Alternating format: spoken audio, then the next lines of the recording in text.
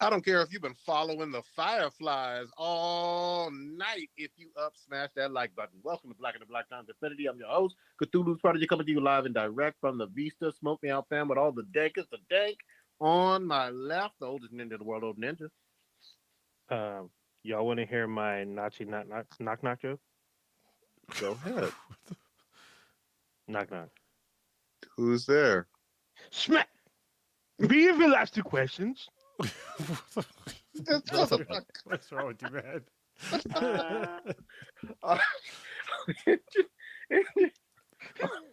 What the fuck? I'm a right engineer on the one to two. Joke me out on three. It's a fourth grown up. Soon I will be a two-legged man in an ass-kicking contest. Yeah, Concert. You say almost concert. like concert. That's all. Yeah. Mm-hmm. Constipation. Yeah. Last but not least, we got your boy Blue. I'm gonna let this beer do my talking. Damn. Frothy. Could you guys even hear that? Yeah, I can. Yeah. It was loud as fuck. There we go. We back up in this motherfucker one more again. We're online. Everybody's good. Chat's all live. All that. We are online. Nobody's in the chat yet, but we do have listener of the week. That would be user 360-3739976. So that's my favorite bot. Thank you, bot. That's in that bot's only fan. We love you. Wait, joke? 100101011. That's from Binary. Futurama. Yeah, That's from Futurama. the time travel. Yeah. My joke is actually from Suits. The Oh, Suits. I guess. Yeah, it's from I guess it's from a blooper or whatnot. But Homeboy slaps the shit out of dude. And he does like a German SS like impression. It's actually pretty funny. There's one. It's on TikTok or Instagram where they do it with cats. It's pretty fucking funny. God damn! I literally thought that was from Inglourious Bastards or something. I was like, what? I thought so too. Nah, it's from Suits. It's pretty funny. All right. So, old ninja, what kind of frothy urban beverage are you pouring out, and for whomst? Why you? It's not frothy. God dang! It's not a malt. It's not malty. It's malt liquor. I'm sorry, it is malty, but it's malt not. liquor. There's no molasses in this one this week. Put it that way. We'll do some. We're doing some. I was gonna say slits. Nah, we did slits a couple minutes ago. We're gonna do some of that King Cobra. I'm bringing it back. Pouring out some King Cobra tonight. We're gonna start with Earl Bowen. He's probably best known as the Doctor and Dr. Peter Silberman, or the Doctor from Terminator 2 and Terminator 3. He's also known for doing a lot of voice work in animation, such as he's Mr. Bleakman in Clifford the Big Red Dog.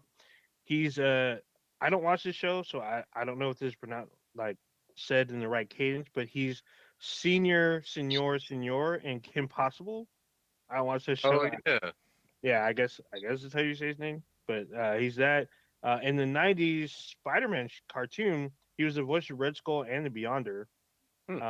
In games, he did some extensive work, such as he's King Tyrannus Menethil in Warcraft 2. He's also in almost every single Star Trek PC game. He's in Baldur's Gate 2, Dark Alliance, X-Men Legends, and a ton more. In TV, he's probably best known as the Harper family pastor, Reverend Lloyd Meacham, on the 80s sitcom Mama's Family. He's also appeared in the Golden Girls, The Golden Palace, The Wonder Years, Boy Meets World, Seinfeld, and Three's Company. He had been suffering from lung cancer for a long time. He died at his home at the age of 81. Next up, we have Lisa Marie Presley, the only child of Elvis Presley and ex-wife of Michael Jackson. She led a very tabloid life. She's a singer and songwriter. She became the sole heiress to Graceland, the 13.8-acre mansion in the state of Elvis Presley, located in Memphis, Tennessee, in 1993 at the age of 25. When she inherited the estate, it had grown to $100 million in value, but she sold 85% of it in 2004. She's had numerous singles, chart within the top 10 in the Billboard 100, including "In the Ghetto," a 1969 song which was re-recorded to add her vocals as a duet with her dad. She's done very extensive charity work, including the Elvis Presley Charitable Foundation and the Dream Factory for the terminally ill children. She's been honored by the mayor of Tennessee for her charity work. She has two children, which I didn't know she had kids, but she has two kids from her first marriage. Her son, however, committed suicide in 2020. Damn. In 2002, she married Nick Cage after breaking her engagement to a musician. She had met the guy, was engaged for 2 years, and as soon as she met Nick Cage, she broke it off with him. This made a lot of her personal life very popular public affairs. Um, she suffered a cardiac arrest at her home in California on the 12th. Her heart was restarted after CPR, and it was administered en route to the hospital, but she died later on that day at the age of 54. She was at the what was it? Was it the Critics or the Golden Globe? Golden Critics Globes. That was her last public appearance. Yeah. 80th Golden Globes with her mom. Damn. Oh wait, But her I thought mom is still alive? Yeah, her mom's still alive. Her mom were the two guests. So she passed before her mother. Her Wasn't son she- passed before her. Wasn't she just she was at the Golden Globes, wasn't she? Yeah, that's what we just said. It's Oh, just- okay, my bad. I was reading something. Oh yeah, she just appeared at the Golden Globe within like 2 to 3 days. I think it was like the day before. Mhm. Was it? So- Yeah, it was a very short period of time before she passed. yeah. Wow, her mom. I'm trying to look at a picture of her mom. Her mom looks good for her age. Her Well, at least the mom, picture like, I'm looking at. 80? I was about to say her mom's like 70, 80 years old. Yeah, Yeah, I her mom's always forget- 77. I mean, obviously Elvis died fairly young because all of the stuff He going on died with- when he was 42. Yeah. So, yes. And then she was way younger than him, I think, right? I think she was a teenager, wasn't she? Oh. No, you're thinking of that other. Well, there was Jerry Lee Lewis with the 13-year-old. Yeah, Mm. I think With his she cousin. he knew her when she was like 16, and like they didn't get married until she was like in her 20s. Oh, that's acceptable. She was like the daughter of his like military captain or some shit. I don't know. I don't know the full story. I just watched the Presley doc Oh yeah, movie yeah. or whatever. That You was saw that movie? horrible. It was horrible. It was so bad. Yeah. You have to have like ADHD to watch that movie because it's just too much moving around and flashing back. It looks like it was made by a TikToker. It's so Damn. fucking bad. And the music doesn't make any sense.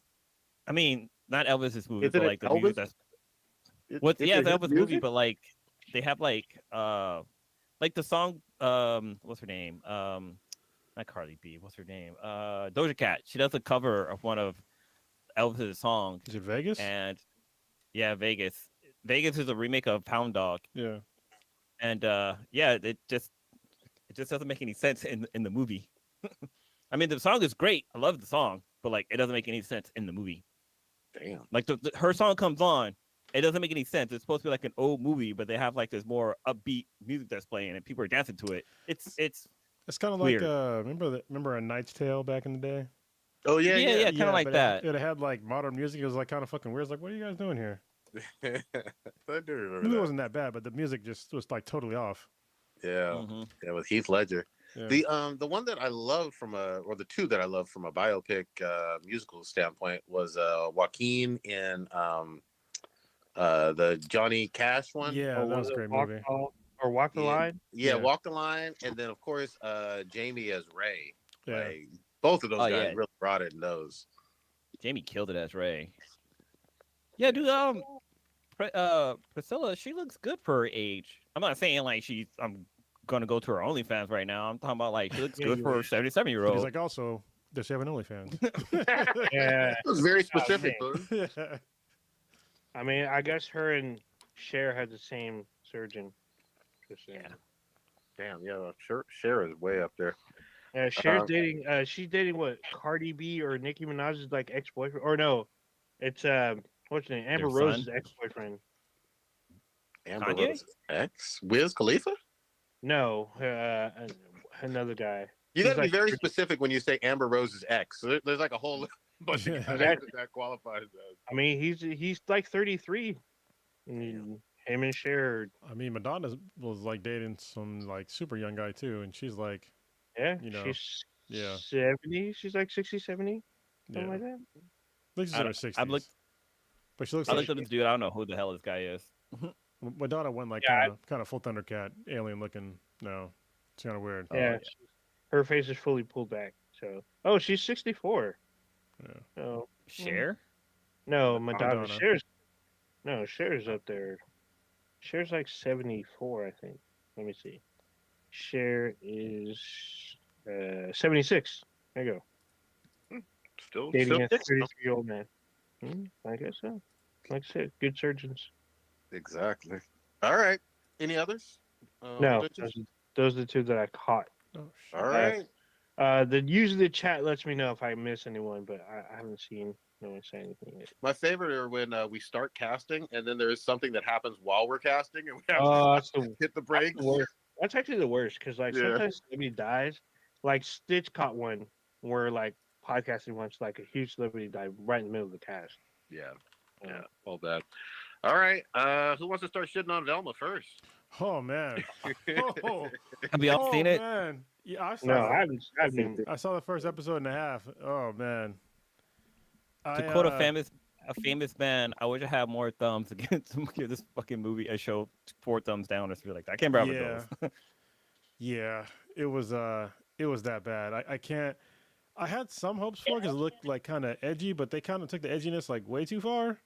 And Mhm. I think this is what happened in the writers' room. Somebody was like, you know what? I really can't stand fucking Scooby Doo, so let's make a fucking Scooby Doo show. And then they decided to make everything anti Scooby Doo. First of all, there's no fucking Scooby Doo. Where the fuck is Scooby Doo? Where the fuck is Scooby Doo?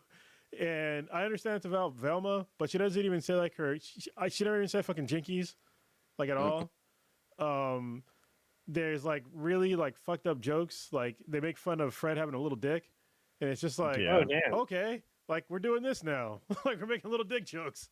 And then Shaggy is no longer Shaggy, is Norval, which is okay. He's a black dude, fine or whatever. But whoever tried to be edgy about him not doing drugs, you can't do that while trying to make a joke about him constantly not doing drugs. Like, Yeah.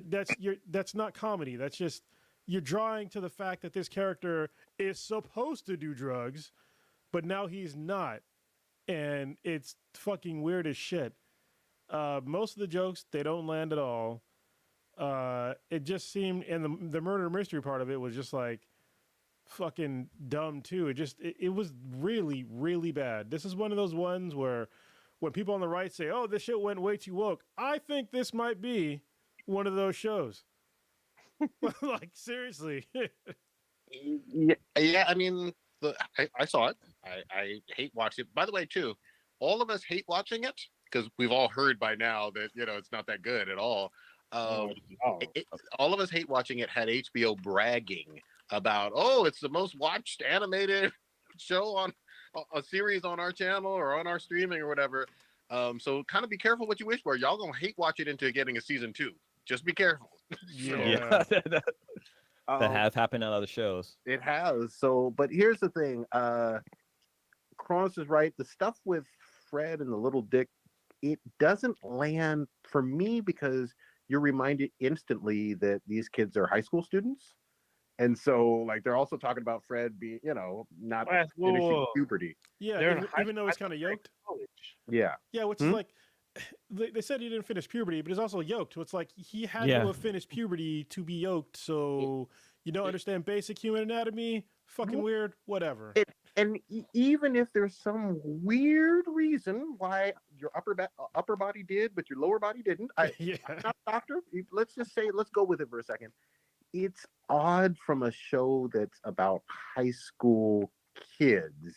And then the other thing is, like, they start off the series with like not only a murder, but a murder, but like a high school girls animated locker room scene. You know what I mean? And that's we've all seen Porky's. You know what I mean? On all of that. Oh, hold on. We have seen Porky. Most of the people have not. That are probably watching the show have not seen Porky. Old dusty motherfucker. Yeah. American Pie too dated too? Is that too old? Probably. Oh, that one I think almost barely on the cusp because they're talking about remaking it, but I'm like, it's probably not going to fly in today's Yeah. climate. But But that but one's a little. here was my thing. So it's definitely a mature rated show, but you kind of go there like by showing completely decapitated or brains removed in terms of the corpses, and then at the same time you do a shower comedy scene with high school girls, which I get it, but that's censored too. It's not like interspecies reviewers. So you go there on some things, on other things you don't. But most importantly, the writing was just it felt like some stuff that was belonged on someone's Tumblr or bad fucking Fanfic. yeah, fanfic or whatever. Uh there is no Scooby, but I'm almost glad that Scooby's not fucking in this. I think that would have brought it even down worse. Could you imagine how poorly they would write Scooby? Yeah. Oh yeah. You know what I mean? If he was in on this, and the last thing I'll say is, what's her name? Mila. What is it? Mina, Mina Kunis? Minnie, No, not Mina Kunis. Mindy Mila Oh, Kaling. Kaling. Mindy. Mindy Kaling. Yeah. Kaling, Mindy Kaling? Kaling. A lot of South Asian folks are giving her all kind of shade for being real low self-esteem with this, with all of her characters. I haven't watched all of her shows. I liked her on, what was it, The Office, Off it. but Velma talking about, oh, I'm too hairy armed and I eat weird food and I'm a brown girl with no self-esteem, Seeing but I all the really love trash and shit. bread. Yeah. Yeah, eating out of the trash. I was just like, none of this seems Velma. Velma was smart and Mhm. quirky and like not this kind of personality at all. Anyway, anybody else see it? Oh yeah, I watch it too. Like everything you guys say, I agree with. Like they try way too hard to be edgy because like even like the opening scene with the girls in the shower, like they're constantly like trying to be if they're like naked and they're trying to break the fourth wall, but then like they're talking about other shows, like they're talking about like Riverdale, how like there's a scene in that show, and it's the show's just all over the place. The writing's really bad, but one thing is really cool. It's the animation. I Yeah. that's the one props I gotta give for this Yeah. show. The animation is pristine. Like even when Velma has her like panic attacks, like the animation is like beautiful. And I Agreed. think all of like the voice work and stuff is all done like really well. But like yeah, the writing it's just horrible. Like the story just like there's even times where it seems like it's gonna get good. It's like okay, there's a little traction going on here, and then all of a sudden there's derailed with some stupid ass joke or some vulgar comment or like there's like the scene where Velma like she finds out about her mom, so she tries to be like body positive and stuff like that. But then I just kind of gets derailed because like somebody's like, "Oh, you just covered up because you murdered somebody," and it's like what? Like it's the show's just all over the place right now.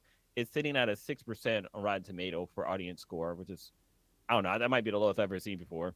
That's pretty bad. I think it's deserved. I mean, honestly, it's just fucking so bad. Yeah. Here's the other thing too. I didn't have high expectations, Oh, me but neither. Yeah. but if you really think back, there haven't been that many bad adaptations for Scooby Doo, whether live action, cartoon series, or movies. Most of it has been pretty fucking great for Scooby. You know what I mean? Most. And like they have like tons of material they could have pulled from and like built up like Velma character. 'Cause, like you said, like she's like intelligent, smart. Like she's not eating out of the fucking trash can or like Yeah. worrying about her like her social status. She's just hitting the books and out there solving crime. And she didn't even solve any crimes in this whole entire thing.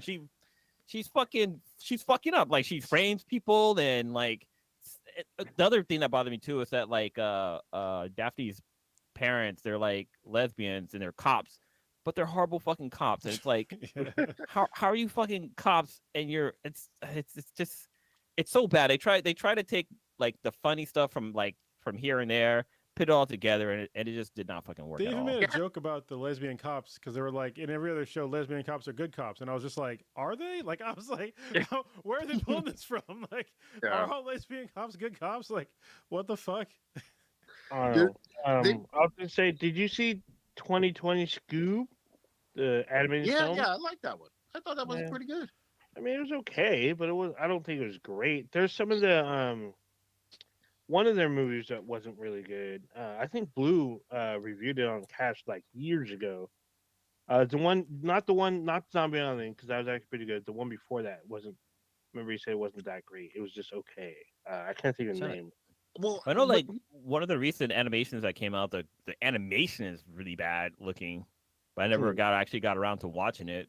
but, What? but let me just say this though. Scooby's been around since the '60s. Like that's over 50 years now, basically, of Scooby Doo. You're gonna find stuff that's middle of the Bro, road, sure, right? I'm pretty sure it's more than 50 years. Yeah, over 60, whatever. But Yeah. like, all I'm trying to say is, in general, some of it's more, for little kids. I get that. Some of it's more for like preteen or even teen or even more geared towards adults. But most of it, the overwhelming majority of it, has been pretty solid. That's how Scooby Doo has such a fucking huge fan base. Very few people hate on Scooby Doo. Yeah, because it's stoner. It's the stoner community. Everyone in the stoner community, they love Scooby Doo, and they always make references for it. If you've ever seen the original Jay and Silent Straw Bob Strike Back, when they pick up the they pick up the Scooby Doo band, and the Yep. whole band is like smoked out, and like they're all like tripping and shit. There's a great analogy for them being part of the smoke or the it was I remember back in the day it was like Scooby Doo for like kids, which was supposed to be about the stoner community, and then Cheech and Chong for the adults. Those two like kind of went hand in hand. Yeah, But some like of the. Go ahead. in the whole Scooby Doo lore, they never really say that Shaggy and Scoop are out there getting high. It was just Exactly. kind of It's applied. but it's actually, very if you're an adult, yeah, it's like if you're an adult and you're watching it with your kid, you're like hold on. Yeah. So You're not wrong. You're not wrong. I'm just even with the whole possibly getting high or whatever, it was still like this fun ass show with these young people that were solving fucking mysteries and being friends and rolling around in a van, and it was all kind of 60s vibe, but it still worked in 2020, in 2023 You before know, this. I think they really try to recreate the magic of Harley Quinn. 'Cause Harley Quinn on HBO Max is fucking hilarious, and they do it really well. Like it's bloody, it's gory. Like they talk about like sex and stuff like that, but it's like really well done. But like with this show, it was like just way over the top, and it didn't make any kind of sense. yeah, especially like in the very beginning when she was just like literally afraid to solve shit. I was just like, hold on, this Yeah. is like literally that's the character.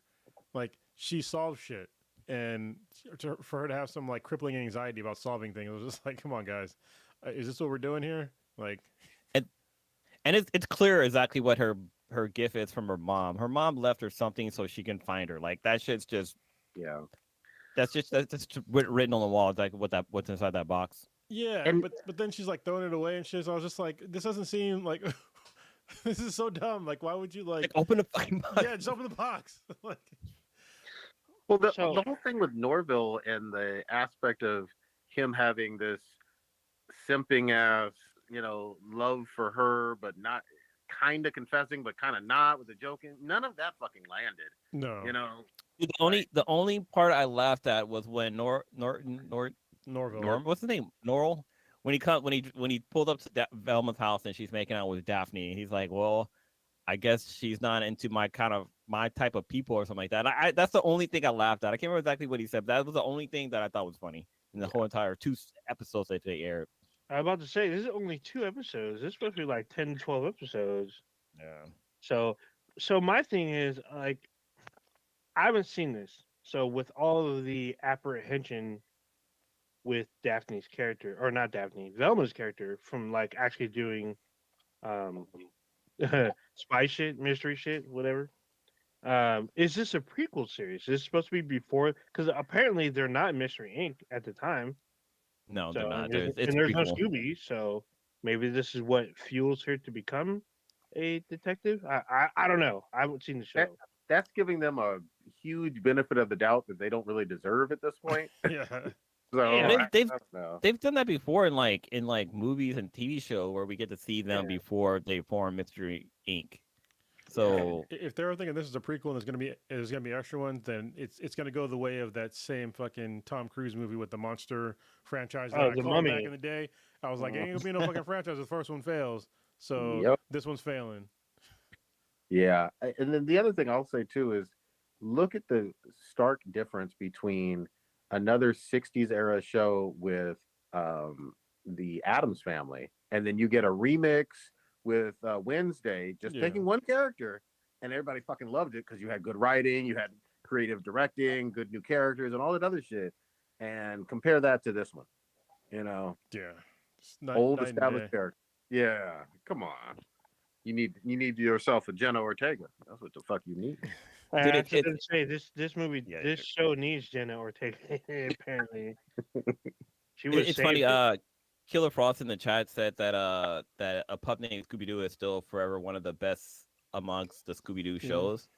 That And shit I was was just thinking about the intro music, and that intro music was slap, man. That shit was hella good. But then it also made me think of like Little Shop of Horror. It had that kind of like that, what is it called, like doo-wop style singing in the intro, which was fucking dope.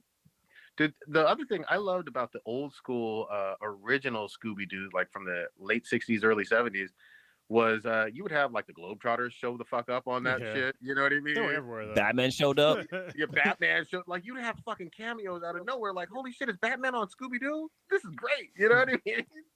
Like, Yeah, that but was awesome. I mean, they continue that even into the 2000s when they have Yep. like Johnny Bravo with Yep. fucking.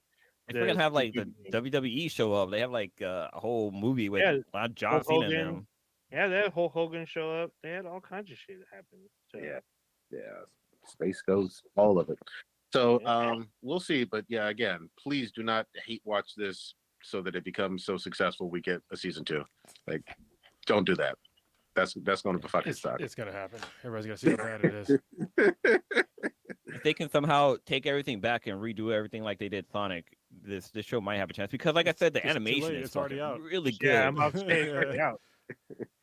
Well, remember that dumb shit they did with the Birds of Prey or whatever, where it came out and then like while it was still in theaters, 4 weeks later they said, we're gonna change the fucking name. Like we're gonna do a mulligan on this that shit. was so stupid. I was like, what the fuck? That didn't save nothing though. No. It was bad. That movie was all so bad too. God damn. Let's get into these Rotten score on that. Let's get into these goddamn clickers. Goddamn it! Oh yeah. Oh, The Last of Us. Yeah, that What a fungus. Goddamn glorious show. The HBO got right. Yeah, I gotta say, this is. I was on the fence because when things are newer in your mind, like fresher in your mind, you think that this is like the best thing. But I'm trying to think of like the best, TV adaptations for video games, and obviously the first one that comes to mind is Arcane, because that one just came out fucking left field, and it was so good. But in Arcane, the first episode, you kind of had to get through, and then then it keeps getting better and better and better and better and better. The Last of Us, the first episode, you don't have to you have to kind of get through not fucking crying is what you need to do.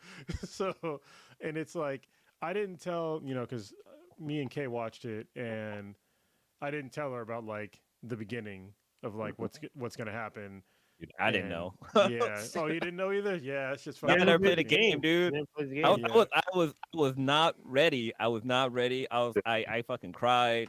I had all kinds of emotions. I like had a bit of a panic attack because the shit was getting kind of too real for me. Fucking airplanes falling on goddamn sky. And there was like so much stuff was like frame for frame from the game. It was so amazing. Yeah. Some stuff. Like I saw that somebody posted a picture that even the girl, like the T-shirt that she wore to bed or something like that, was the exact same shirt that was in the game, and I was like, "Damn, man, that's taking attention to details to another level." Well, fucking Neil Druckmann is doing some executive producing and whatnot on. He's heavily involved in this shit, which is awesome. And then the other thing I'll say is I was like fucking Leonardo DiCaprio in that fucking meme and shit where he's pointing at the screen the whole time. Like, ooh, they're going to do the thing. That thing is going to happen. I know what's going, But I didn't want to spoil it for Mishka because I think she saw me play The Last of Us, but it was so fucking long ago. That was on PS3 era, 2013. Oh damn! So she had forgotten and she didn't know where this was going. But I give them props for even some of the slight changes. I love the changes. Yeah, like that's not how Sarah looked in the game. No. And this was I believe a mixed actress, and she knocked it out of the fucking park. We got to get her name out of here on here. Obviously Pedro Pascal, who's just great in everything. He didn't, not the same ethnicity as Joel in the game, but none of that fucking matters. They fucking rock. Same with Tommy, Yeah. but Nico Parker is her name. Nico Parker. Yeah. Shout out to her. Maybe she's on my Jenna Ortega list. She's Yeah. a young talented actress. Props to her. But it looked frame for frame. I was like, oh, they're going to go to Boston next. Oh, we're going to meet Marlene next. Yeah. We get the Marlene voice actress of look up Playing her Marlene. name. Yeah. It Yeah. played Marlene. I was like, oh shit, that's Marlene. You know what I mean? Her name is Merle Dandridge. There you go. Mhm. So I'm all the way on board. This is gonna be a complex, emotional ass fucking tale. And Dude. Bella, that's Ellie, right? Bella? Bella Ramsey. Yeah. Yeah. Yeah.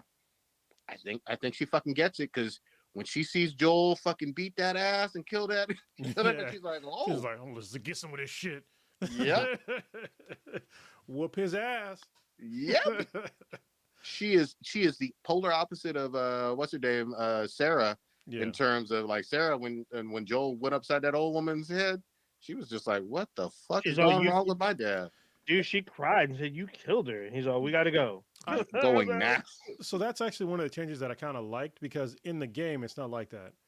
Yeah, In- it's not. Yeah, in the game, what happens is the neighbor who's a guy. I don't even think it was a neighbor. It's just some random fucking dude smashes through through the sliding glass door in the back at night, and that's when Joel gets home and saves her. And he's like trying to talk him down into having to shoot him. And so Yep. He's blasting. yeah, but it's dramatic, but I think it's actually more dramatic because it shows a connection between like Joel, Sarah, and the neighbors because there's a lead up to that, and also the fucking creepy ass lead up when the grandmother is sitting in the fucking wheelchair and she's yeah. fucking clicking out and shit in the background, but they don't focus on her. Nope. And the dog, I was like, oh man, Dog's it like, was just give me the what fuck is out. coming? Dude, the dog just sat there and he almost kind of growls, but he's Yeah. like, he's like, something's wrong. And like Sarah doesn't pick up on it when she leaves. She just Yeah. leaves. Like she kind of like notices there's something wrong with the dog, but not the woman. And she just keeps going. And the dog comes over later. Like the dog tries to stop her from going into the house. Yeah. He's Yep. like, don't go in there, little girl. Run, little shit- girl.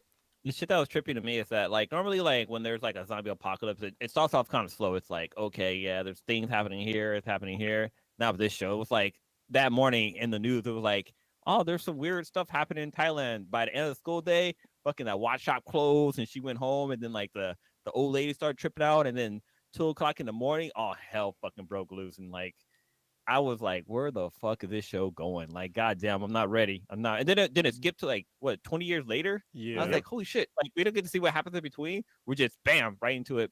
But then like the one scene with the little girl, like the little, I think she was probably like 7 or 8 or something like that, and like she's walking to the compound and like they like stop her or whatever and they bring her in, and they fucking test her. The next thing you see them throwing her body into a fucking fire pit. I was like, fuck, man, like I wasn't ready. That was too emotional for me. Yeah, even Casey was like, "What the fuck?" I was like, "Well, I mean, he was infected, so that's what Yeah. happens." It's infected. So here's the thing too, like when it comes to The Last of Us Part 1, sometimes because of Part 2, people have these rose-colored glasses on that it wasn't as violent or what. Yeah. Last of Us Part 1 gets real fucking Super gnarly, violent. fucking Super quick. violent. Hyper Yeah. And so folks need to fucking buckle up. This is not like a walk in the fucking park. There's going to be some gross ass shit. And really and truly, it's the people, like in all, dystopian zombie tales, it's the people that are going to do some of the most fucked up shit. Not even the fucking clickers or whatever. But yeah, I'm all the way down.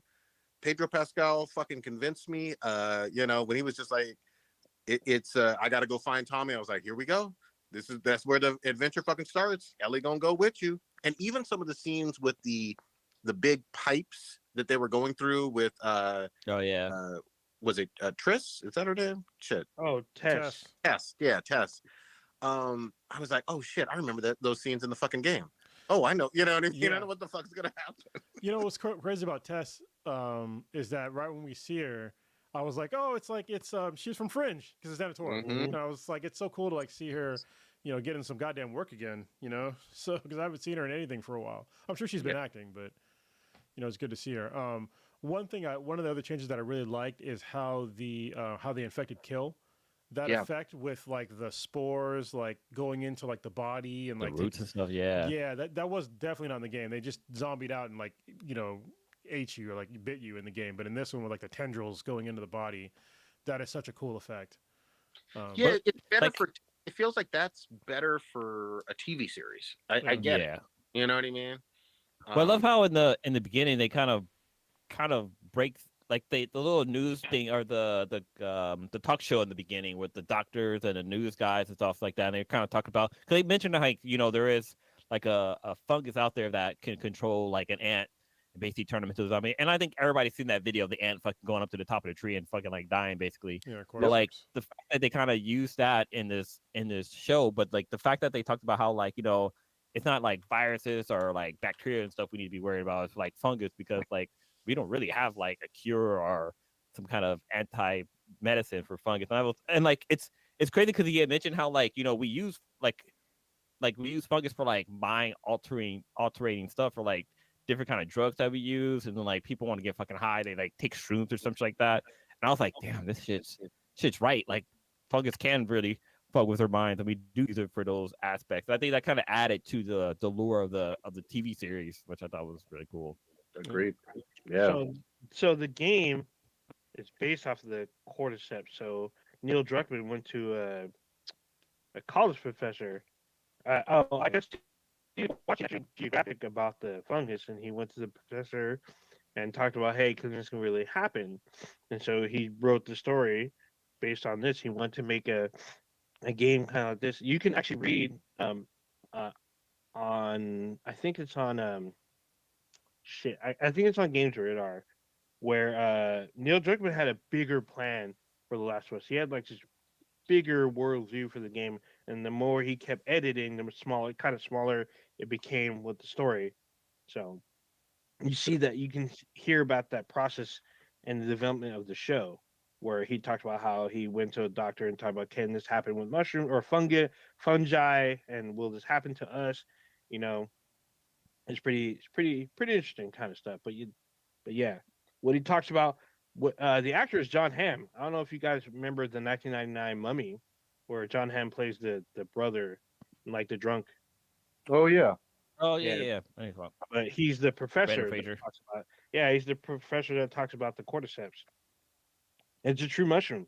I mean, it's out there in South America, I believe, because it lives in that environment. But that shit's out there. I mean, granted, it's on a very much smaller scale, but it happens with insects. It's ants. Yeah. Hmm? Fucks up some ants. Yeah. They also said, I guess the National Geographic episode shows a spider too. Like it infects. Oh yeah, the spider one. Yeah. So I'm like, fuck. Dude, they went to so much level of detail. Like Blue already mentioned with one of the shirts that like Sarah was sleeping in, but obviously Joel looks pretty fucking spot on with Pedro with the green shirt and the backpack looks like the same, the fucking boots and whatnot. I was like, oh shit, the level of detail is there. Obviously Ellie with Bella is on point already. I'm fucking ready, man. This is it, The first episode was basically a movie because I think it was like an hour and a half, 45 minutes long. So it literally was a fucking movie, and it felt like I was watching a movie. Like the budget for it was like top notch. Like I don't know. I was really, really blown away with this pilot episode.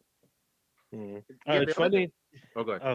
I was gonna say it's funny that I don't remember Joel doing this in the first game, but he's like a drug pusher. Yeah, that's in the first. It was in the first one. Yeah, he was pushing pretty hard on these drugs. So it was like, oh shit, he's got a little side hustle. Like he has a day job, but he has like a nighttime side hustle. Oh shit. Hey man, you gotta get those numbers. The currency they were using looked like, maybe think of back in the day, like food stamps. Yeah. Oh, okay. Yeah, I did. And it was like papers and numbers and stuff like that, fake money. And even from the game, everybody like relates to Joel as the game goes on, but they're very clear from the jump that in those 20 years, Joel has been doing some dirt. Like he's made plenty of enemies, he's smuggled all kinds of stuff, he's had to hurt people. Like if you listen to the dialogue in the game, Joel is far from a fucking angel, and he like has wrestled with that, and the whole thing of obviously Ellie being kind of a second chance daughter for him is unique because he's done such heinous shit, and we're surprised that he kind of comes around because basically Ellie reminds him of Sarah in a lot of ways. Yeah, and But even at the end of the game, like, I mean, what happens to Joel in The Last of Us 2? I mean, that's kind of his up and's coming. I mean, yep, because he does like something in the end of The Last of Us, the first one, it's not great. It's definitely bad. So, but he did it for his reasons, and most people that play the game understand his reasons. But when yeah, you see the other side, yeah, people have, they have, people around them. They have family, they have friends. And if you kill one of them, they might come for your ass. And one of them might be kind of swole. So, yeah. If you listen to this podcast, you know exactly who we're talking about. Oh man, I mean, if you played the game, you know what you're talking about. Somebody might have skipped leg day, but I was gonna say to piggyback on what Prodigy was talking about, like I didn't realize how like brutal the game was, like until like when I'm playing the game and you sneak up when you first sneak up on somebody and you fucking open up their face with like a brick. And Ellie is like, fuck.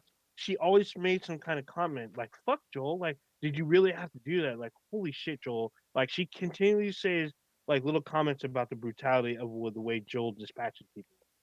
So I'm just like, holy shit. but Like then it's brutal. Like he doesn't choke him out or nothing. He fucking ends them. He brutally ends them. Brutally. but and this is not a spoiler for the show, but obviously the game's been out for over 10 years now. Ellie pays attention and learns a whole lot of fucking violence from Joel. Yeah. Oh yeah. Internalizes that violence. People, because she's, especially in this first game, mostly like a teenage girl, they automatically don't think that she's as violent as Joel when, if you play both games, her violence keeps escalating and escalating and escalating. She picks up on it. Is she a playable character in the game, or is she just an NPC? Yeah, she's a playable character in the first one, not for very long, but she's the entire DLC. And for like maybe a scene or a one act, she's playable. And then in the second game, it's pretty much her fucking game. Besides the one very muscular character that'll go in. Well, I mean, it's actually good. The game is actually kind of split in two because it's mostly her, but it's mostly Swole Abbey too. So yeah. So yeah, it's I'm looking for it. Absolutely, I'm looking forward to the next episode. When do they drop? Sundays. On Sundays? Yeah. HBO knows what's up. They drop that shit on Sundays. Yeah, we needed another HBO Sunday night like kind of show to get us. You know what I mean? Like we had like go ahead. I was gonna say like we had True Blood and I think Lovecraft Country. I think that was like a Thursday they would drop. No, or Wednesday. I think that was Sunday too. Watchmen, House of the Dragon, Game of Thrones, Game of Thrones. Yeah. Westworld, same thing on Sunday.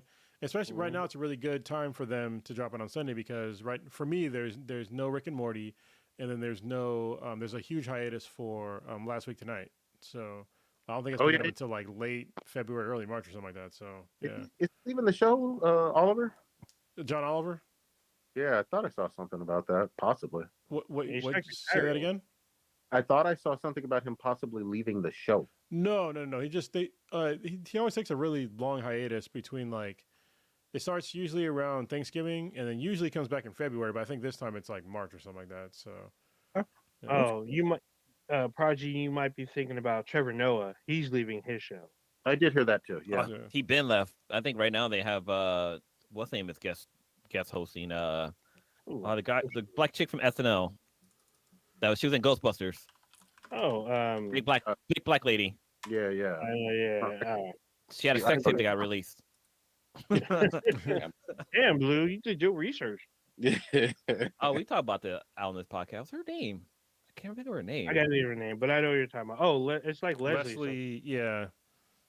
I keep thinking Leslie Nielsen. That's definitely not her. Well, Leslie Nielsen's a man. Yes, so. I know. That's a great actor too. I know what you're talking about. Yeah, R.I.P. Leslie. Leslie Jones. There you go. Yeah, Leslie Jones. There you go. Um, Perfect. I know Old Ninja mentioned this last week. I finished up Glass Onion, that Knives Out story. That shit was fucking amazing. I love everything about it. The only problem I have with the promotion, y'all focused way too much on Daniel Craig and Dave Bautista, who I love. They're great, but there was a whole lot of Janelle Monáe in this one, and she fucking killed every fucking scene in it. Like, So that was on purpose because you mm. focus on her, you give too much away. I just, So, well, I barely knew she was in it. You know what I you mean? didn't- But, I knew she was in it. So yeah, but in any event, I fucking loved it. I think it's funny, and I was talking to Old Ninja about this. I think while we were playing Modern Warfare, Dave Bautista was kind of like a wannabe Joe Rogan, and then what Edward Norton was kind of like a wannabe Elon. Elon, he's definitely Elon, definitely. You know, and Edward Norton is saying stuff that at first you're like, okay, that's kind of weird, but I'm gonna just let it fly because I'm kind of interested in the plot. And then you realize kind of later there's some stuff that he said that don't make any fucking sense and was just wrong. You know, and he gets called out on it, like dumb shit that sounds like he wants to be smart but ain't. That's what I fucking loved That about sounds it. a lot like Elon. Yeah, it's fucking spot on. Did anybody else see it? No, no. I need to watch the first one, and then there's a couple like that. I want to watch the first one, this one, and I think RRR is probably the next one on my list for like movies to watch.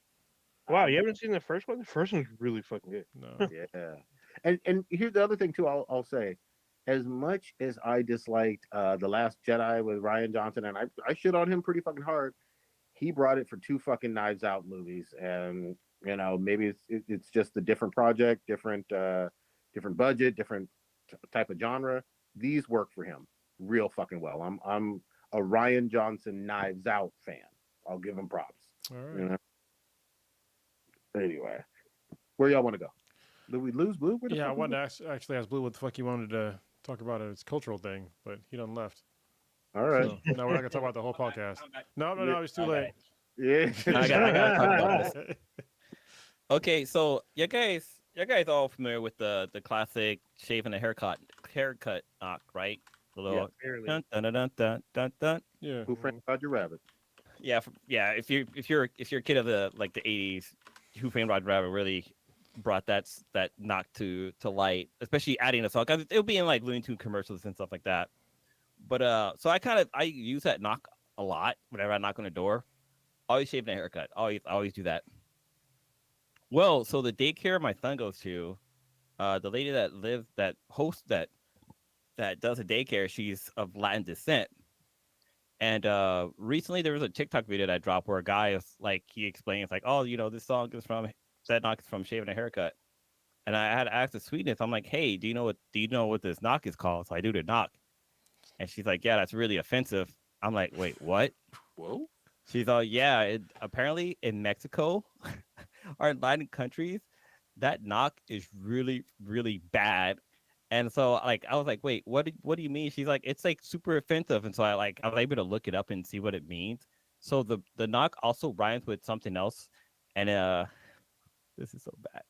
So in Spanish it's chinga tu madre Wow. cabron. Fuck your Cabron? mother. Fuck your mother. Yeah, so it basically says go rape your mother, asshole. And so my son's been going to this daycare for more than a year. And I've been knocking on these people's door with that knock for like the longest fucking time. And I'm pretty sure they're like, this fucking asshole. I'm like, what the fuck? At a daycare. Yeah, the daycare's inside of her house. So, and like everybody inside the house is Mexican. This is what they hear every time you knock on the door. Go fuck your mother, asshole. Yeah. Chinga tu madre, cabrón. but wait, Blue, hold on. Where does it come from though, in terms of that like Spanish expression for it? I don't know. I tried doing a little bit of research. I haven't found out the origin of it. So But I think it comes I from just learned it's bad. I think it comes from a rock band called Molotov. It's a Mexican rock band. They have a song that's that's titled that, and it's probably it sounds like kind of the same kind of beat. So it could be from them. Just look up the group Molotov and look up that exact title, and it'll pop up. How Jeez. old is that song? I don't know. Probably like more than a decade, 2 decades maybe. Yeah, Molotov's been around for a little while. Molotov's this been is around like for a while. a really, really old offensive thing. Damn. Huh? Yeah. I'll try to see if I can find out more about it, but like, yeah, it's I stopped. I changed my knock when I knock on the door now. Now I just like open up the fucking police knock. Oh god dang. Now I know what to This do is today. Nice. Next It's time I go to immigration. TJ, now I know what to do at the bar if somebody pisses me off. Yeah, there Look you at him. Maybe I'll do like cucaracha or something like that. Damn.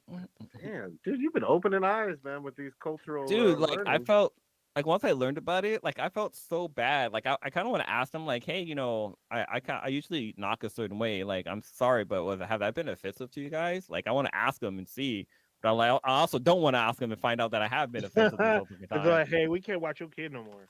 Yeah, like get your little bastard out of here. That I reminds guess me. he's not a bastard. We're married. It's yeah, this is what it was. When I went to Australia, like apparently a thumbs up is offensive in Australia. Mhm. Oh yeah. Yeah, so that's like fucking weird.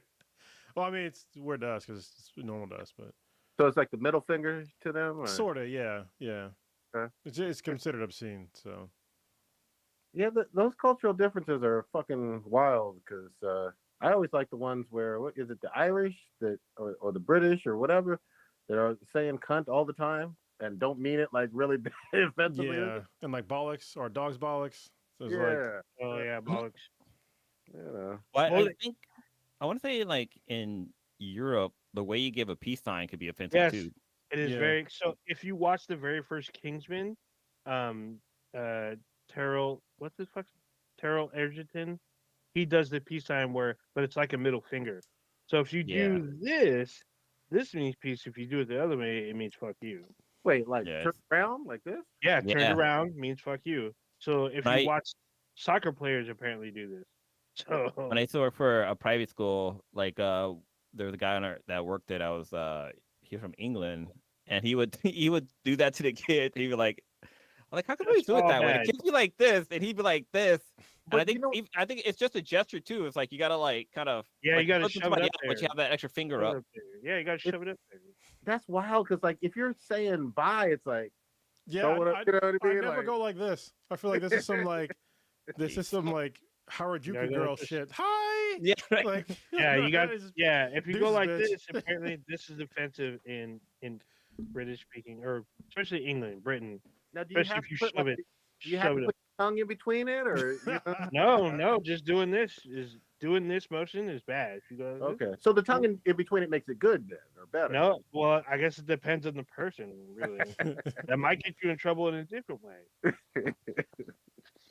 I'm just trying to win over fans. And No, you don't do the totally opposite. If you want to win over fans, you know what to do. OnlyFans, bro. OnlyFans. Oh, Laser God page. dang. Get it done. Wrap that with Yeah. Iggy Azalea. yeah, Uh, Lou, is he got a only? Yeah, apparently. Apparently, I don't know what's on it though. Is she like going nudes or what? Yeah. She's, Oh, she's- all right. He's on it right now. He's all distracted. He's all, oh, yeah. like I've seen some like there's video content on there too. Oh, And damn. I'm actually, I mean, she's not like, well, at least the videos I've seen from my research for the podcast. Research purposes only. She's not like touching herself. She's just like nude. I mean, it's basically like what girls would do like back in the day for Playboy. Like So she's can not you- showing. Can you see the Titties. hairy asshole or not? That's what I want to know. Nah, Balloon, no I- balloon knot. no balloon nuts. All From right. the videos I've seen, there could be some content out there that's not out there. I Like, mean, out there. doesn't Cardi B have an OnlyFans? I mean, she used to strip, but I but don't know if she has an I'm only. pretty sure she has an OnlyFans. Damn, So everybody got one then.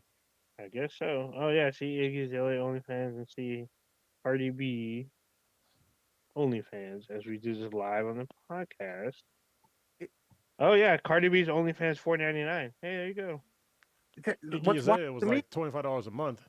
I guess what's wild to me is I would think, and I don't know her finances like that, but I would think you got buku dinero, but maybe you just can get more, and this is another source But of income.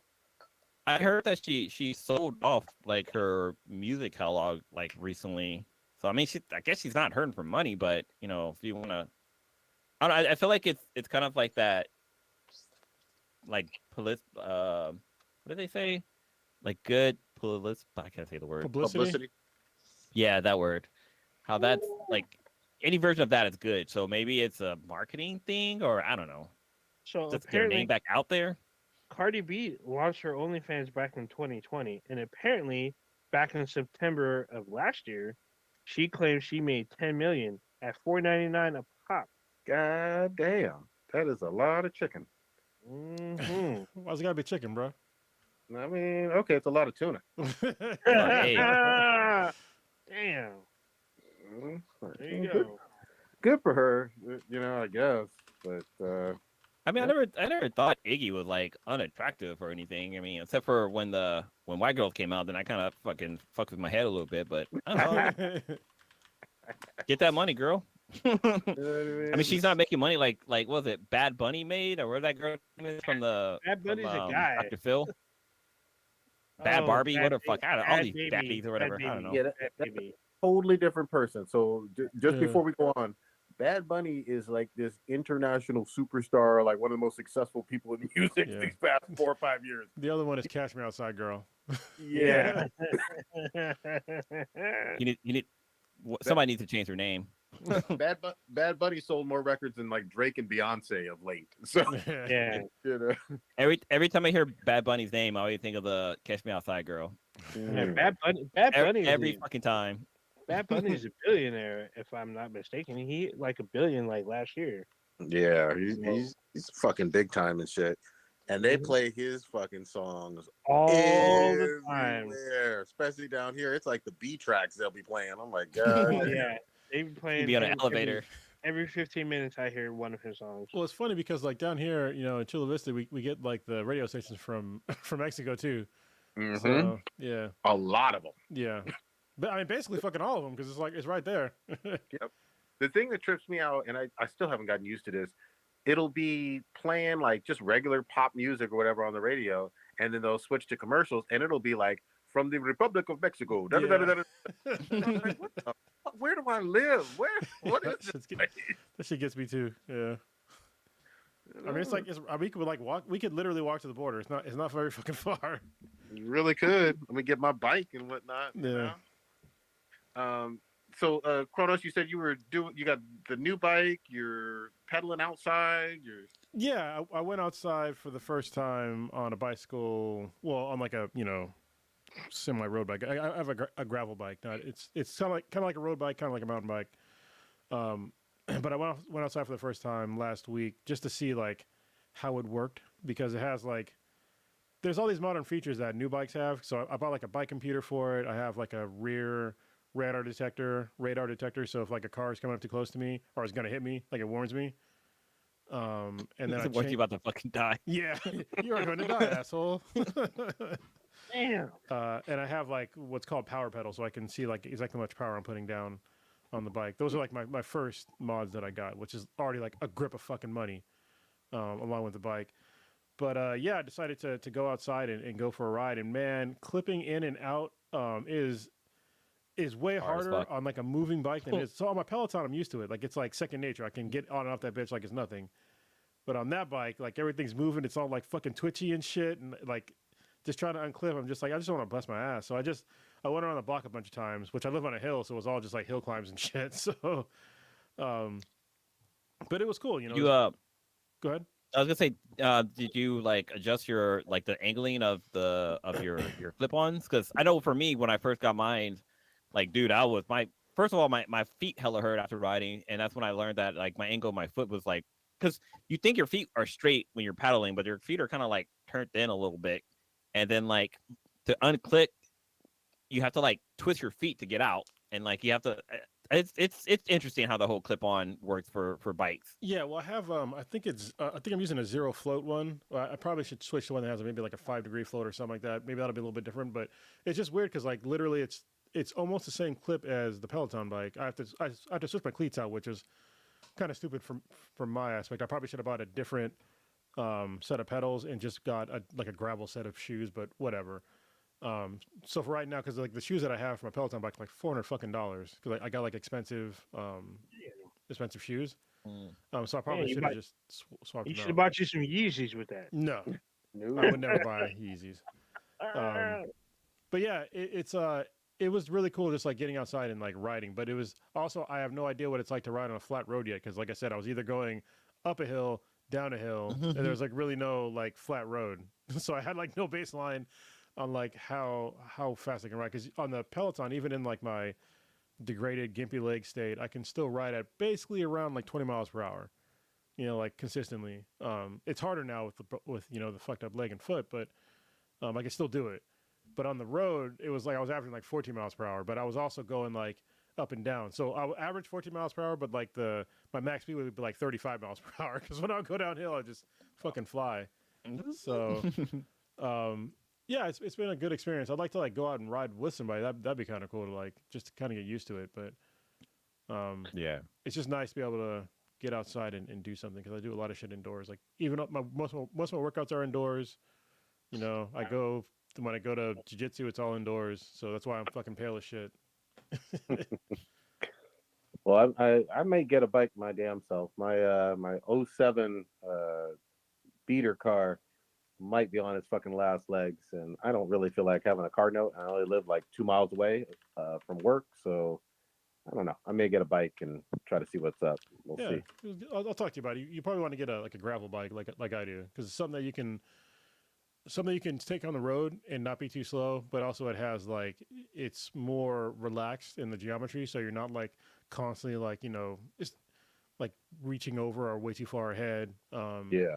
So like with my bike, it looks like a road bike, but like I said, it's more slack, so I can sit up a little bit higher, and it has a minimum suspension in the front. I have like and like the top tube, there's a suspension setting that I can do. So it has like I think it's like 30 millimeters of vertical travel, and you can adjust like how powerful it is. You can be like totally locked out, or some dampening, or a lot more dampening.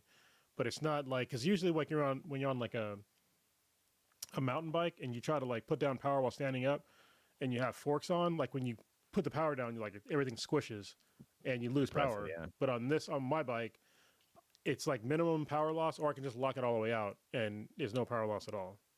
I got to get the lingo. I heard forks. I heard 30 millimeters. Yeah. I'll show it to you, and I'll bring it over or something so you can see what I'm talking about. But it's kind of a neat feature to have. So like on the road, it just soaks up like all the little bumps on the road, and if I'm off road like on gravel, it like soaks up all the little bumps on gravel, so it makes it more comfortable. Makes sense. Yeah. I think Blue, you saw this maybe the hitchhiker with a hatchet fucking movie. Oh yeah, this documentary, man.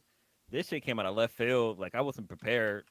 So this is a documentary on Netflix. So you guys remember back in like I don't know, it was like 2006 maybe, maybe 2010, where it happened down in in It was Salinas? Yeah, I think it's Stockton something. No, I think it was down in Salinas. I think it was down south somewhere. Okay, maybe Fresno. Yeah, I think it was Fresno. Anyway, so this guy like he witnessed this. Actually, I didn't even know. I knew of the story, but I never knew exactly what happened. But like, it just became like an internet sensation where the guy I know the meme. he was hitchhiking. Yep. Well, it was a meme. This was before memes. This was fucking when YouTube first came out. It was Wild Wild West, where this guy talked about how like he attacked this other guy with a hatchet, and he went smash, smash, smash, and it was like this total surface looking dude, right? And so like this documentary follows that guy, and like this guy was like this story went all over the place. Like there's fucking a hero guy saving people. There's racism that happened. There's fucking drugs. There's fucking some pedophile stuff happening, and like eventually it ends with fucking murder. I was like, this shit went all over the fucking place. But it was so it was so good that I was just captivated, like from beginning to end, wondering what the fuck was gonna happen next. Where's your It, take on it, Prodigy? I know you watched it too, right? yeah, definitely watched it. Basically, this is true crime, and Mm-hmm. he's a homeless man who's a fucking. You know The what? Nomad. He's a nomad. He's a lot like an exaggerated version of Shaggy from Scooby Doo. Yeah, yeah, exactly, exactly. Literally, that's what he This is. He was on Jimmy Kimmel because he got so fucking famous and went viral for that fucking video. And 3 months later, he's in fucking federal prison for 25 to life, basically, for murdering somebody. Now, God the, dang. the way claims it, he claims that he got basically raped by some 70-year-old man who he was staying at his house temporarily.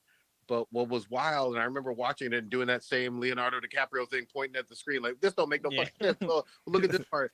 Um, it was like he was in Times Square. This old man picks him up.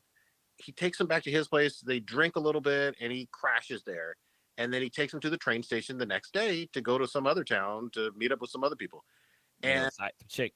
yeah, one way or another, it doesn't work out with him going to the other town. The woman's not able to pick him up, his friend. And he calls the guy back, the same 7-year-old dude, and says, "Hey, can I stay with you again?" And so he does. But then basically they get into a fight and he kills this guy with his bare fucking Well, hand. And then he the guy tried to fuck them again. He yeah, but claims. he Yeah. claims that the first night this guy like he woke up with the taste of blood in his mouth and fucking nut on his lips. Oh. Shit's fucking wild. Oh. And I was like, okay, maybe you're a terrible victim of a heinous ass crime. Why would you go back though? Why would you go back? I mean, Not only did he go back on the fucking train station video, he's hugging the guy and like they're exchanging money or whatever. And I'm like, dude, there ain't no way you wake up with some old 70-year-old man's nut on your fucking lips and blood in your mouth and your pants down and you think he assaulted you and you go back for more the next day unless you're into that. You know what I mean? I mean, I was gonna Yeah. say, unless you're into that, there's a lot of people, a lot of crazy kinks.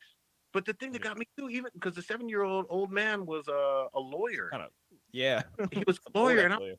okay.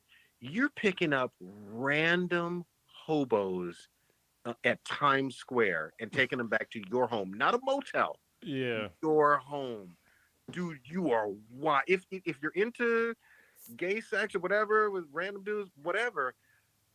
You doing it at your home is about the biggest red flag risk you could get. Yeah. Well, see, You like know? when he was telling that story, like at first I was like, okay, that old guy probably fucked him. Like that's some crazy ass shit. But then I saw the video footage of him like hugging him at the train station, and then he went back to his fucking house. I'm like, okay, something's not adding up here. Like, come on now. Like this shit doesn't make any kind of fucking sense. Yeah. But then he talked about earlier how he was like molested. Like his they kind of play on. They don't play on. They kind of talk about how like he was molested when he was younger, and how he became like because he also like him. The whole viral video that happened was because he was actually hitchhiking with the driver, and they were smoking weed, but the guy said he laced it with like PCP, and he went on this like racist tirade, and he saw like some PG&E guys like working on like the ground or whatever, and he decided to try to kill the black guy. So he drove his car and pinned the black guy against the thing, and that's when the guy attacked him. But like he had this whole hero mentality where he's got to save people. Like there was a girl who was being raped, and he jumped in and attacked the guy and like fought the guy off with the girl. So he's got these hero aspects of him. But then like this raping thing happens with him, what he said was rape, and you kind of feel like okay, at least for me, I felt like okay, this guy was molested. Like he has a reason to probably murder this guy. But then like I see the whole scene where he's hugging the fucking lawyer and then going back to his house again, and then he wakes up with the lawyer's pants down at his ankle, like talk about how's your butt or some shit like that. I don't know. It's wild. It was just wild. It was just wild. I was like, what the fuck is going on? Like I wanted to feel for him, but then everything doesn't make fucking sense. And then like he like goes in hiding and like cuts his hair and like dyes it or some shit that you would do in a movie. And I was like, okay, you're guilty as fuck. Don't forget the face tattoo. Oh, the face tattoo. Yeah, he's got this. It's So when he went on Jimmy Kimmel's show, he signed some paperwork with some hieroglyphic letters. Like he didn't sign it like with like his name. He's put like symbols and stuff all over the paper, and he got that tattooed onto his face. At least that's what I got from like seeing his signature and seeing the tattoo. But like he, God, like it ends with him in jail, and he's like hella swole and like flexing for the camera and stuff like that. I'm like, dude, you're in fucking jail for murdering somebody. Like I don't. It's the show. It's just the movie. The documentary is very random, but very very very interesting to watch. Well, just like remember when we were talking about the folks who were evil ass fucking cowards who would bash a old elderly Asian man or woman for just walking on the street during the pandemic and whatnot, bashing them in the back of the head, and we were like, yo, you were just a fucked up evil person. Well, in a lot of ways, this 70-year-old lawyer let you crash at his house, regardless of whatever was going on sexually or was not. He let you crash at his house twice, and you killed an old man. Like, bottom line, you know. This sounds like some Tiger King shit. I'm about to say, Yeah. It's Dude, some wildness. One of my favorite part of the series is he talked about how like his parents used to like lock him up, like lock him in his room, and he couldn't go outside, and like could hear like the kids playing, and his cousin came on and he was saying like, yeah, I spent the night at the house, and we had to go to bed early and stuff like that, and then the mom comes on and she's like, y'all guys just remember shit fucking wrong. Like, yeah, you had fucking behavior issues and this and that, and we had to keep the public safe from you and stuff like that. I was like, damn, mom just like fuck your couch. She was like, she took that story to a whole other fucking level. I was like, wow, you really gotta get all fucking angles of a story, because like you might remember one thing, but like your parents remember something totally fucking different. And it's not long. It's Tiger King was like 8, 9, 10 episodes or some shit. This shit is 1 hour and a half. It's as long as the first episode of The Last of Us. That's yeah. Dude, when he was on the Jimmy Kimmel show, I like knowing that this was a documentary about murder. For the one thing that kept popping into my head was a scene from fucking Joker. The end part of the Joker where he's getting interviewed and stuff like that. I was like, damn, is he about to kill Jimmy on TV? But I'm like, this is in the past. He's not fucking gonna murder him. But I just kept thinking like, man, he's just gonna fucking murder Jimmy on his fucking live TV show. But actually, Jimmy Kimmel did a really good job when he was interviewing him, because dude was just off in left field, talking about random ass fucking shit. Jimmy knows how to handle like crazy Hollywood celebrities. Some random hopeless man or whatever, it's not gonna fucking phase him. But I would be fucking pissed if I was Jimmy Kimmel. Y'all brought a fucking murderer like right on my show. Yeah. I'm hugging him and giving him money. Like that shit was wild. You know what I mean? Jimmy didn't deserve that bullshit. You know? That was fucked up by his crew. Yeah. So in any event, check it out if you like some true crime and some wild it's fucking wild. It's up there. This is up there with Tiger King as far as being like a wild ass fucking show or wild documentary. And there was the other one. It was like Making a Murderer was pretty fucking crazy too. Mm-hmm. Yeah, Making a Murderer. I never watched that one. That one was fucked up. I always heard. Yeah, I watched that one. That's another true crime one. That shit was. That shit was still to the. I think that guy's still in fucking jail, and I'm still like, why? Like this guy's. Yep. Yeah. Kronos, did you ever see the Killer Sally one? No, Killer Sally. Yeah. No. Okay, let me sell it to you. Two are former Marine in Oceanside, bodybuilder, with her bodybuilder husband. This is in the 90s, just before or right after OJ. And she kills her bodybuilder husband in front of the two kids. Whoa. Yeah. Yeah. Damn. It's real fucking tragic. And they do the whole trial thing. And they talk about the fact that she's not only a bodybuilder, but very familiar with weapons, knew the damage of weapons and all that. And it was with a shotty, but the thing that really fucked her up was she shot him in the fucking head or the chest. He goes down.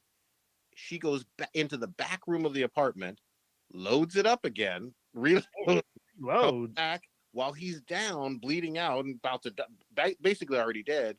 She double taps, blasts him again in the fucking face, and you could see it from the blood splatter on the inside of the lamp. And that was the proof that she did it while he was down and whatnot. And the whole time I was just like, oh shit, you're not going to be able to get your way out of this any kind of fucking way. And then both kids join the military and have some problems later in life as well. It's Well, I mean, yeah, it's- a dating story. yeah, that's some crazy shit. You guys Dude, ever watch the one the documentary that like don't fuck with the cats or whatever or something like that? Oh, Where I've heard about that one. I haven't seen it. that one but was fucked up. I heard it's twisted. I heard it's super Yeah, twisted. so that one's with like people like the internet coming together to solve a fucking crime because like a guy kept posting a video of him like brutalating cats and stuff like that, and people were able to find out who exactly he was, and the shit they would like. They looked at the pictures and saw like, oh, he has a pack of marbles. Well, that brand is only sold in this location, and like they were checking like fucking barcodes and like the type of sheets and stuff he had on his bed. Like they were like super analyzing his video. But then there's also another one that's there's a documentary about that hotel in LA where like a bunch of people like kind of died at. It was in there was The an episode Hollywood of yeah, there was a season of American Horror Story that takes place in this hotel. It's a famous hotel. Yeah, yeah. Yeah, they covered a story about an Asian girl who is murdered in the hotel. Like you probably saw the video where she like this Asian girl, she gets into an elevator and she's like freaking out. She's like looking outside of the elevator. Like it looks like somebody's coming after her, and like you kind of get the impression like there's ghosts or spirits or some shit after her, and she ends up they end up finding her body like later on, and she's like inside of like the water tower thingy. They're trying to figure out like, okay, did somebody murder and put her in there? It's just fucking crazy. But like, it kind of they talk about like there's a guy who's like he's like a rocker, and people assume that he was the one that killed her just because he wasn't even in the area at that time. They just profiled him as being the murderer of killing her and like ruined his whole fucking life. And like they never fucking apologized or anything for it. But like, I don't know, just some of the murder mystery shows that they have on Netflix are really good. And just like, I like the ones where like the internet kind of comes together to solve a crime. But in this instance, they fuck somebody's life, which is fucking tragic. But it's really good. The plot twist at the end, holy shit, didn't see that coming. Oh, I I don't still gotta watch want to spoil it because it's like wow, like shit. Yeah, Okay. I'm still behind. I gotta watch the whole like the sex cult one with the chick from Smallville. It's on HBO Max. I'm just meaning to watch that one. Haven't seen it. It's like 4 episodes, but they're like 90 minutes per episode, I believe. Oh, with Allison Mack. Yeah, that one. So that one's still on there, but I haven't seen it yet. But I I heard remember that that one's shit. Oh wait, that's on Seriously. Amazon or on HBO Max. It's on HBO Max. Yeah, there's a gotta watch that. that, and then like there's ones that Lisa Ling, former, she's like used to be on The View. She has some ones that are kind of messed up on there too. I'm like, what the fuck? She's Dude, a- Lisa Ling is bold as fuck. She'd be talking to anybody, like She murderer. don't care. Yeah, she don't care. I mean, she used to be a reporter. She used to be a reporter. Sorry, but she's like tries to be, Ardo. yeah, I guess she tries to pull that Barbara Walters and just be like, I don't give a fuck. We gonna talk. Damn, I'd be watching her and like afraid for her, like yeah, you in danger, girl. What are you yeah, doing? exactly. Stranger danger. Like seriously. Real quick, can I switch it up a little bit, like on a little bit more serious topic, man? There's some hardcore accusations going on against your boy Justin Roiland, yeah. co-creator of Rick and Morty and Solar Opposites. Like, what the fuck?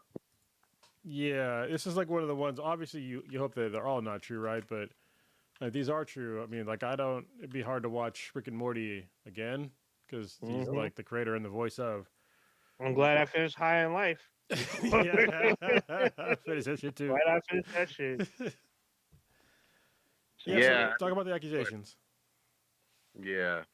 I think one of them is felony domestic violence. Another one I saw was imprisonment Yeah. of a woman he was dating. And again, I hope the truth comes out.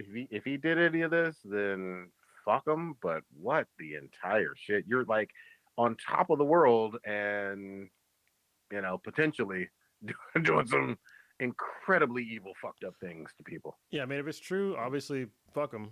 But I hope it's not something like the what was that guy's name? The Asian, Indian guy that got fucked over by from Oh, a bad date. he's I'm sorry. Oh, Yeah, Aziz yeah, Ansari. see, that's great. Yeah, because I don't know if everybody remembers that shit that's listening to this, but he got accused of like some really fucked up sexual shit too, and it ended up just being a bad date. Yeah, And like the woman just didn't like the way that he had sex, and it's just like, okay, I mean, we've all had bad sex before, but you know, accusing somebody of sexual assault is like two totally different things. So yeah. The one that really like fucking broke my heart in terms of me feeling sorry for him was Neil deGrasse Tyson. Like, Oh Oh, yeah. oh yeah, yeah, got caught up in some just the zeitgeist of the time with that shit. And remember, they put Cosmos season 2 on hold and shit, and a case and all that. They were, or National Geographic was trying to investigate and all that other stuff. And it turned out he didn't do any fucking thing wrong at all. But I hope that's the case here. But holy fucking shit, it's not a good. I know that this guy has like kind of a drinking problem because I've heard like not podcast but like a little behind the scenes of the making of Rick and Morty. Like there's like he would drink a lot to do the voice of Rick, like just to portray that drunken state of Rick. And like I think I've heard like he's really like kind of violent when he is drunk. So I mean this is I'm not I gotta check my source, but I remember hearing about this a lot, especially like when it comes to his creativity. Like a lot of the time he's under the influence. I mean, I'm not sure I'm saying that that's the reason why he did what he did, but like he kind of have a bit of a history in that aspect. So I Yeah, mean, we'll see. if you're like an incredible voice actor, even playing a drunkish character, if you have to get fucking hammered every time, that's not, I don't, that's wild. If that's true, yeah, that's that's wild. not a good look. I mean, look at the content he creates, though. It's not the most happy-go-lucky stuff. No. And that, I don't think the rest of you saw the failed like pilot they had for Showtime or whatever, where they were trying to rape a baby. That was not the business either. wait, So Oh what? yeah, I What? remember that. I'm Wasn't sorry, that yeah, what? yeah. There's this pilot that they did for some Showtime celebrity or was behind that whatever. too? I don't know who else is in it. The guy that's in the thing, it's like this guy he's like obsessed with this couple's like newborn baby, and the Cardi baby B. the baby's a doll, but he sneaks into the crib, pulls on his pants, and he tries to go into the business, and it's not a good look. No, So that's all bad. We'll see what happens. We'll follow that fucking shit closely. Yeah, Um, there was like a big celebrity that was part of that too. Like possibly, I I don't want to know. say it was There's not probably Cardi B or Doja Cat or something. no, not in the video that I watched. None of it's only one person or two people. There's two people. I don't think Cardi B. I Oh don't no, see Cardi. it was what's the black chick's name? The comedian chick with the has a little mole on her cheek. Tiffany Um, Haddish. Tiffy Haddish. Yeah, there was. Is that the same? Because she had some controversy that No, happened like I think like last year. Oh, she got well, Like there canceled. was like she's on polar. She's on polar opposites, but she's not in that pilot because the pilot okay. the pilot is pre Rick and Morty, at least 3 years before Rick and Morty. that's a long Yeah, time.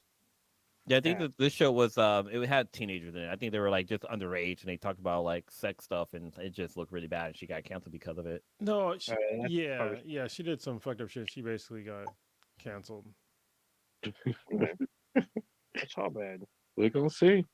Yeah, y'all see the kind of teaser stuff for Rebel Moon? Oh yeah, I did. I haven't seen it yet. No. Rebel Moon. Yeah, Yeah, it's Star Wars. yeah, it's a um Zack Snyder's opus to Star Wars and this other sci-fi movie I can't think of right now, but it was supposed to be a Star Wars film that he pitched to Lucasfilm in between, right, just before the buyout. And even after the buyout, they were still kind of talking, but they basically told him no, but he was still developing it. So he took the project and then decided to make it his own, but it's his own love letter to Star Wars. And it comes out end of the year, like December 22nd, I believe, this year. Yeah, And so Netflix released a sizzle reel of all the films, all their big budget films that are coming out this year. And Rebel Moon is on there, and this is the first time we ever see anything about Rebel Moon because there's no trailer, Mhm. no full trailer or anything. So you see snippets about it because there's certain characters in the film that I didn't know were even in it, or certain people. I'm sorry, certain actors, people they're in the film that I didn't know about. Yeah, supposedly Ray Fisher, who plays Cyborg in the Justice League stuff, uh, is definitely in it. I'm really fucking happy for him because he got fucking rickrolled and shit. But Jaimin Hansu, I think, is also Yeah, he's in it. so. I mean, He's they got also the guy from he plays Ezekiel in Walking Dead, right? King Ezekiel or whatever. No, no, Jaime somebody Hansu, else. he's the wizard in Shazam. Yeah, exactly. He's also Oh, in Black okay, Adam. yeah. He's Yeah, also the wizard in Black Adam. But also Charlie Hunnam is in it. I didn't know he was in it. And then old girl, I can't pronounce the name, but she's in a bunch of stuff actually. She was in the American version of the Girl with the Dragon Tattoo. She's in the Tom Cruise Mummy. She's in she was in a bunch of like, actiony kind of films. yeah, the Italian model, I think, or something like that, or Something Spanish, like that. something So like she's the main character in the film. So it. I'm cautiously optimistic. It looks like really interesting. I enjoyed the fuck out of Army of the Dead. That was fun as shit with Dave Bautista and all that. So we'll see. I mean, some good sci-fi. I feel like Netflix kind of has the model with Glass Onion in terms of releasing stuff in December just for them. You know what I mean? Like a full-length movie, and this is a two-parter. yeah, this is two movies being shot at once. So it'll be part one in 2023, and part two will probably be like spring of 2024. Because that's why we haven't heard from Zack Snyder. The whole Snyderverse is like, oh no, he's coming back now. He's busy doing his own shit. Doing that shit. So we'll see. Good, because fuck the Snyderverse. God damn. Yeah. God, Man. you did see Zach. You I did stay see consistent. just. You did see, but you did see Justice League, right? I saw Justice League. I didn't watch the one that was rehashed. Look, I don't want. Ain't nobody got time What? for that. Oh, Dude, that's, I had a lot of time for it. I watched it like 3 times. Yeah, I'm I not watched watching. it. Uh, I watched I've it in only seen color. I one. watched it in black and white, I'm and then I watching it watched it 0 again in color times. again. I did not watch it in black and Not white. That's why interested. they introduced the black and white version. I forgot. Hey, Well, if no, you, so if you I failed once, you fucking failed. No takes his God back. dang. but it wasn't him though. It wasn't him. That's Yeah, true. what do? Fuck that. Wasn't It was him. him. He made a bunch of other The- shitty ass movies too, though, with a bunch of shitty ass editing. Like everybody Yes. pretends that just that one movie was shitty. No, like he made a bunch of other movies that made no fucking sense that had shitty editing. But the Justice League one truly wasn't him though. Like, I know, this but still, I don't give a fuck. Fuck him. It's really good. It's That worth was- watching. it was good. It's 5 hours long, but it's worth watching. It's four. It feels like it was only 4. No, the only way I'm watching a movie that long is if it's Lord of the Rings. Like, not watching some fucking Justice League that long. Like, no, See, I didn't like Lord of the Rings because it was too fucking long. But I watched really. the Snyder thing 3 The la- times. It was the Return of the King that was the longest one for that. Yeah. But that shit was nonstop action It and fucking was. entertainment. They gave us what we wanted. I loved it. That shit was awesome. What y'all playing lately? I'm kind of in between games. I went back to, not Ghost Song, fucking Have a Nice Death Day, but on they had an update for it and it fucked it up on the Steam Deck, so I have to like unfuck it. Like it keeps like when I start the game now, it just automatically goes in like the super move thing, and it just won't stop. So and there's a workaround for it, but now the workaround doesn't work anymore, so I have to repatch it again. I need to get that Evil West game. I need to pick it up. But I'm kind of waiting for Forspoken to come out. What's annoying about like because I was trying to buy it on through the PSN store app because that's how I bought God of War because I bought the physical copy of God of War that way. But for some reason with Forspoken you can't buy the physical copy through the app store through the PlayStation Store. It's only the digital copy. So I'm like, no, I want the physical one. So I have to. And if you go to GameStop, you can't order it for pickup online. So I have to actually walk into the goddamn store for pickup. Gotcha. Can you buy it on Amazon? I could, but I got points through. Well, I guess I could just do it to fucking Amazon. Fuck it. Yeah, just want to. I just want to make sure I get it the day it comes out. With GameStop, they used to have like it was free for the day one release, and now they don't do that. I think Amazon probably still does. So let me just do that. Or you might even get a day early sometimes because Amazon be kind of fucking up sometimes. Yes, you can also get it late because Amazon be fucking up sometimes. Yeah, you get a hella late. That's all bad. What do you guys They play? be like, your package is en route, but we don't know where it is. All bad. What about you, old ninja? So I've been playing a lot of fucking Modern Warfare because everyone keeps saying, "Hey, you playing a lot of Modern Warfare?" I'm like, I guess. Like, well, you're maxed out. Well, there's a lot of people maxed out. So whatever. You prestiged? That just Yeah, means you are I playing a lot of prestige. it, and other people are playing a lot of it. Like, Yeah, I Everybody's playing a prestige. lot of it. Yeah, I prestige it all the way to where I maxed out. But I'm at the level where a lot of people maxed out. A lot of people already maxed out before me. But there's a lot of shit to do in the game. So everything you do gives you XP. So I guess. wait, But wait, what? wait. You not gonna talk about my new boo, my new girl? What? Who? That's your girl. That I don't give a Yeah, fuck. yeah. You keep using her. You all looking up her backstory. You can talk. You can speak on it. All right. Um, but I'm gonna pre-install probably tonight. Monster Hunter Rise because it releases tomorrow for everybody else except for the Switch. 'Cause it's already been on the Switch for like a year. So Monster Hunter Rise, which is on Game Pass for Microsoft platforms. So I'm gonna get it. I'm gonna start the install later tonight. That way it's ready to go tomorrow. I gotta start Resident Evil 3 because I think I'm gonna give up on part two. Even though I beat part two, I'm like at a part where it's very, very frustrating and I don't want to restart. I'm like, I'm just gonna start part three. Like, fuck it. And I gotta finish God of War. I finished High in Life, so I got these other games I gotta get to now. Good Yeah, shit. that's pretty much. Oh, what else? Oh, I've been playing Division 2. Been helping people on that, and then what was the other one? Yeah, I think that's it. Uh, real quick, there is a actress with vitiligo on Call of Duty Modern Warfare, and at first I was like, okay, that's interesting. Never seen this before, and then I started using her, and I was just like, you know what? I really like this. This is fucking cool, and she just has a cool vibe. And I looked up the actress, and the character. They do it a lot like Rainbow Six Siege, so it's Nova Brown, and like I think she has a British accent, but the actress is like from Colorado. I went way down a fucking internet rabbit hole, He did. fucking stalking her. Add it on Um, Instagram. He was fat, and he was fapping the whole way too.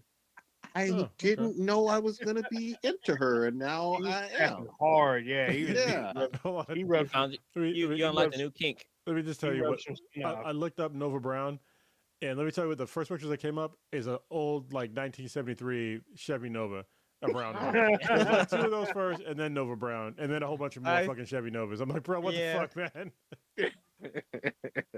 We gotta hype her up so she get more images. in Yeah. Google Yeah, Scoop. yeah, but that's my go-to. That's my go-to operator on fucking Modern Warfare, For and I now, fucking like it. season 2's in a month, so I could change it real quick. Wait, they're not gonna have the same operators? What the fuck? No, they'll add more. They're gonna add more operators, so you may switch to someone else in a month. No, I got my vitiligo girl. Fuck that. You say that. You say that. You say that now. You're gonna be switching shit. You go, oh shit. Unless They're they got gonna- a new vitiligo girl, then maybe. No, they'll probably add some shit that looks Zarya from Overwatch. You're gonna be all about that. You go, oh shit, I know that they can do that. You go, so you're gonna switch up as soon as they give you some Russian pink-haired fucking swole chick on there. You're gonna be switching up real quick. You don't know me. Neela Nova Brown. Mm-hmm. Look her up. Modern Warfare. This dude, going, She got the Since- braids, Since got we're the bracelets. You know. since we're talking about consoles and stuff like that, we didn't talk about this last week, but I mean, I haven't done much gaming lately, but like I have my PS5 over here on my wall mounted, Oh, and as you can tell, it's in the vertical position, and the I wrong. guess there's apparently that's not the position it needs to be in because there's a default or not a default defect defect. with the Yeah. PS5 where basically the soldering, I think it can become hot where it melts and it will drip down and fuck up the internal parts of the PC or PC, the part of the console. So apparently horizontal is the way to go with your PS5. What's your guys' take on this? 'Cause I know if you have it vertical, sometimes you wake up with blood in your mouth and semen on your lips. Oh, Yeah, hell you know, no. man. That's all bad. How? Pants down, God 70-year-old damn. man just coughing in the background. You know, it's all good. I feel like I wish this episode could be called that. That's what I was Sometimes you thinking too, wake but I was up. like, I'm like, how can I like massage that one to like not, you know? just say keep it. just call it keep it horizontal. No, with the blood in your mouth and see what on your lips. Not, Uh, you that should part just put out. sometimes you should put sometimes you wake up and just says ... Someone says an episode, they be like, Oh, okay, damn. I get it. That's where that's from. No, Mm. it's all bad. But yeah, I mean, all my other PS consoles have been vertical or been horizontal. This is just because I saw an ad, wall mount your piece, your PlayStation. I was like, oh, that's fucking dope. And plus, like exactly where mine's at, it's like next to my TV, so it looks really fucking cool. But now I found out that like, yeah, I might be killing it. So Yeah, I don't think that's true though. Even though I know some experts say that, oh, you know, this could happen, but yeah, I mean, Sony says you can do it however you want. The reason why I think that it's kind of bullshit is because it's been out for like more than what 2 years now. Yep. Have we heard of any instances of this happening to anybody? a handful. Yeah, like Yes, it would have, now. I mean, it would have 100% happened by now. oh yeah, I don't even know the percentage of the folks who do keep it vertical. Everybody I know besides you, Blue, keeps that shit horizontal. Yeah, the only time I see it vertical is when it's wall mounted like Blues, because like it's so fucking tall. Like if you mount it vertically, yeah, it's you, like you can. yeah. Even you like can't put that shit even in like your all training the center. other, like even like from the 2 up to now, like they're always fucking tall. It's like hard to have it vertical. Like there's no space for it to be vertical. Like you have to have it horizontal. It just makes fucking sense. Like it just works better aesthetically for you to have vertical. But just I have it wall mounted, so it's like an little art piece. Yeah, I Even mean, though it fell, my shit fell recently. oh shit! Oh shit! Yeah, it fell off. It fell off the wall because the charging cable for the controller was laying on the ground, and Sebastian found it. Oh Like, no! Yeah, it just fell. So like if I move my PlayStation, or you can't see it, there's like a nick in the wall from when it fell, and it like fucking like dug into the fucking drywall. Really fucking funny, but it still worked. So it's a fucking trooper. There you go. Damn. It's built differently. Now it's all like you dropped me and you got me hanging on the wall the wrong fucking way. Now it's gonna die in like 2 days. Damn. Damn. Holy fucking I was shit. gonna say, good thing it's not black because I have it hanging on the wall. That'd be all bad, but it's white. Oh, so you know what? Oh. Jesus. You had to go there. I I gotta- did. I gotta put this out there. I fucked up. What? So I forgot an RIP. Who? I gotta do it now. So RIP to fucking Google Stadia. Oh, Stadia. It's Oh, the Stadia. The That Stadia. shit, your shit, Stadia. I thought it was Stadia. Strava. Tomato, tomato. Because it's what is it Latin for stadium? Whatever the fuck whatever. Isn't It's a brick stadium town. Latin for stadium? No, apparently Stadia is Latin for stadium. That's Okay. That's why they named it stadium. That's why it's a dead ass language. Yeah, exactly. That our language is based on. Yeah, a dead language for a dead console. So yeah, apparently if you have any of that stuff, if you have the software, it's dead. If you have any of the peripherals, that shit's a brick now. It's a paperweight. You're welcome. Yeah, apparently it shut down today. So The thing that was fucking sad is Google has fucking more money than anybody in the fucking world. And you knew they weren't going to invest, like seriously invest in this. This was like just like some bullshit ass vanity project that they half-assed. You know, they never put their heart and fucking soul and really wanted to make this a thing. It felt I mean, like a lot of companies do that with their shit, but like, yeah, Google does that with a lot of their products too. Because we had like the Google Glass, like where the fuck did that go? Well, it's on your phone, but yeah. But like their AR glasses that they had, Oh yeah, they just integrated it on their phone, but yeah. But something I learned recently, I'm big ups to fucking Google for this. So as a photographer, I think this is a fucking amazing. But like, so you didn't know, cameras are really designed for like white people, so, and it shows like when you take pictures, like they're like so. There's a thing called there's a calibration card that a lot of photography or photographers used to use back in the past. So, and there's a bunch of white people in there. You take pictures to kind of calibrate your cameras so you can take pictures, but except it doesn't work for like black people. Well, Google had released for their Pixel, at least for the Pixel cameras, they have like I guess I want to call it like the black enhance, where like the camera can take pictures of black folks and make them look amazing. Like it's not like the because usually when the camera focus like with automatic cameras, they to create white balance, it kind of takes like a picture of everything and kind of figure out like what's the right calibration of light that everything should have. But like with the Google Pixel, it can figure out like, okay, this is dark skin, so I need to like kind of calibrate for that. And so like instead of like the background being like either too bright or too dark, like it actually makes up for that, and like pictures come out amazing with the Google Pixel, which is amazing. But I think a lot of phones now too do that. Like they're able to take pictures of darker skin and like make the shit look great. Like get the skin tone right. Don't out over bleach stuff or under bleach or not under bleach, but over tone stuff. Under So bleach. God dang. shout out to Google for that because I think that's kind of cool. And like the fact that they're kind of moving in that forward direction, I think it's pretty neat. Yeah, if So you want are to we like read an talking- interesting story about the same issue, look up Kodak Gold film. Yes. And that's what showed like racial bias in like unthought of places is like the story of Kodak Gold film. So Damn. So are we talking Cad's patent amazing, or how are we talking? What? Is it going to make you know who Cad's patent is, right? yeah, Yeah. So it's going to make her, make you look that kind of good, or not? I mean it's just gonna make it so you're not like a goddamn shadow in the background and everybody white in your picture looks Just fucking great. ghost. I mean, Okay. that's what it is. Alright. It's the same thing with like when you go use those sensors in the bathroom with like for Oh, washing your yeah. hands. Oh yeah. Yeah, they're just like the ISO levels are so low that it doesn't pick up like dark hands. So we can't like put our hands underneath it like this, like with our palms up. Dark down. skin. You have to put your palms up. If and sometimes it still doesn't fucking get you. Like you have to what I have to do is I put my palm like vertical and like go in and out, and then hopefully it fucking picks up something. But it's because of the shitty ISO levels on the sensor.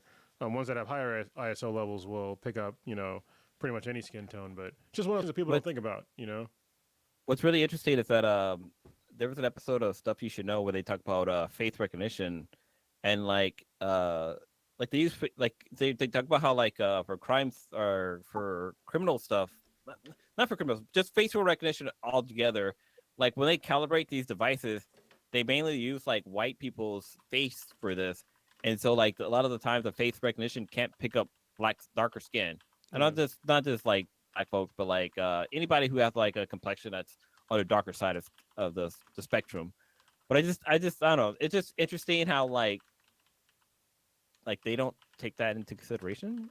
Like when they talked about like the whole face recognition, they when it comes to face recognition, the system is like 98% accurate when it comes to like white male, but when it comes to female, I think it drops down to like 80. But when it comes to black male, they drop down to like 20%. And when it comes to like black female, it drops down to like 10%. Like it's really bad at recognizing like darker skin. So we all don't look alike. Not apparently AI we do. According to technology, we all don't look alike.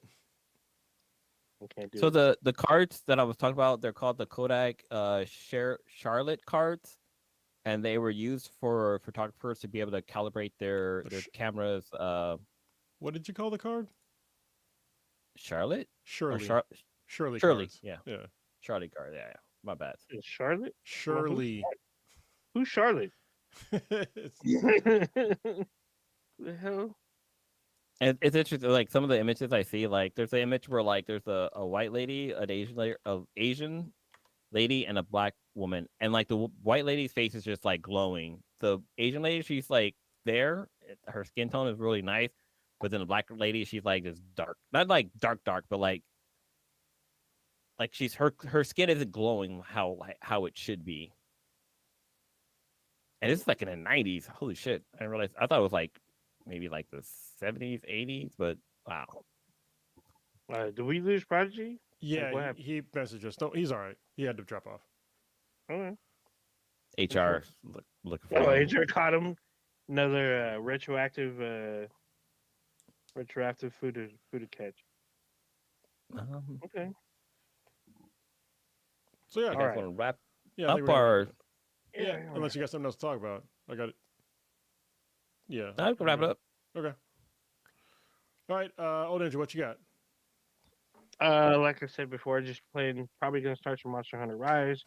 Waiting on some more Last of Us episode 2 on Sunday. Um, pretty much it's supposed to rain, I guess, pretty soon. If Again? it's not, yeah, if it's not raining already, so I'm probably gonna try to stay dry, take care of some stuff. Um, yeah, it's kind of it's just gonna take care of some personal business, and then that's pretty much it. All right, Blue, what you got? For me, my mom's birthday is coming up. My mom's birthday is tomorrow, so happy birthday to Mama Blue. Actually, not Mama Blue, Mama Red. So fun fact, little fun story. My mom, her nickname growing up as a kid was Red. My nickname that I use for the podcast is Blue, which is really interesting because if you know who I am, you understand how that's really funny. But yeah, happy birthday to my mom. Last week, somebody at my job had tested positive for COVID, so I had to like isolate from my family for like 10 days and stuff like that. So hopefully this week, I mean, I tested negative the whole time. I tested negative, never had any symptoms, so everything's good and everything and all that. But this weekend, I just plan on hanging out with my son. The sweetness is working. So I'm hoping it doesn't rain too badly this weekend, so we can kind of do some stuff. Because like I mentioned on the podcast, I got him a lightning. I didn't get him. I guess I did. I got him a Lightning McQueen. Yeah, myself. No, so I got him a Lightning McQueen Power Wheel, and he's mainly been riding inside of the house. So I'm hoping that it can kind of dry up, so I can take it to the park, so he can like really cut loose with it. Because he actually understands how to turn. Like he could drive from like the living room to the kitchen, or to like his room, which is kind of cool. So I'm hoping I can take him to the park, so he can just kind of floor it, just have as much fun as he wants. Probably bring like an extra battery so we can have a extended time, because I converted it so it can use like the batteries for my drill, which is I don't know, the batteries for the drill is pretty fucking cheap. So they're the drill I have is a Black and Decker, so they're really fucking cheap. But something I discovered recently. So if you guys did not know, like I was on American Idol, which I'm pretty proud of, even though it was like 20 years ago, 20 plus years ago. Damn, But that was a long time ago. one of my so I actually found out that a contestant or a person I was a person I was in line with for the audition, she actually lives here in Hayward. She lives very fucking close. And the way I found out she lives close is that I think I mentioned on this podcast before, there's this project called Buy Nothing Project, where basically like people just kind of, post up saying like, hey, I got this item. Do you want it? You give it to them, whatever not. So people aren't like buying stuff that they don't need to buy. They can just buy or get it from somebody else for free. And she posted in this group, and I was like, wow, this name looks so familiar. And I hit her up. I was like, oh shit, hey, you live in Hayward? She's like, oh yeah, I do. And so we've been kind of chit chatting lately. And it would just be kind of fun to like talk to somebody who experienced the same story that I experienced. Because I can tell the story as many times. I can tell I'm blue in the face, but she was there too, so she understands like how it all happened. So it'd be kind of cool to like maybe record a video of her and I talking, kind of reminiscing about what happened, and hopefully maybe post it on the podcast. Yeah, do that. Like, do some behind the scenes with American Idol. Because the stories that I've seen, and even from you, are like what you see on the TV is not actually what occurs on American Idol if you're a contestant. yeah, it'd be kind of cool to do, and she's really close. She has a daughter that's the same age as my little boy Bash. But I don't know. I got to talk to her and see like how she feels about that, because that'd be kind of cool to get her on, to get her side of the story, because it her experience. Because so the way she plays a role in my story is that she actually lived in Tracy at the time, and so when this all happened, like I totaled my car, but I caught Greyhound down there for the audition. Well, I met her in line, and she was there with her mom, and they drove back from LA to the Bay Area, and they gave me a ride. So she was my ride back to the Bay Area. I didn't know that. And then I took Bart, like they drove me off to like I want to say they dropped me off in Oakland. I took Bart to like Fremont Bar. My friend MLP just picked me up, and he drove me down home to San Jose. So she plays a critical part of the story of my whole American Idol, not descent or Journey. my journey. Yeah. So it'd be kind of cool to like talk to her. But like it's a fun story. She didn't make it, but like she was in that pre-audition part, so she can talk about like the story of like how great people were still getting turned away. But and she was a great singer too. So I don't know what happened. But yeah, so yeah, I think that's kind of what I'm doing this weekend. That's cool. Okay. And for me, I'm actually down 11 fucking pounds since the beginning of the year. Yeah. Sober for another couple weeks, and then I'll be back, I guess, on the wagon sometime after that, I guess. Yeah, I'm just trying to, trying to get a more solid fitness routine in, so I can get back stronger to, with jujitsu. I still got obviously problems with my foot.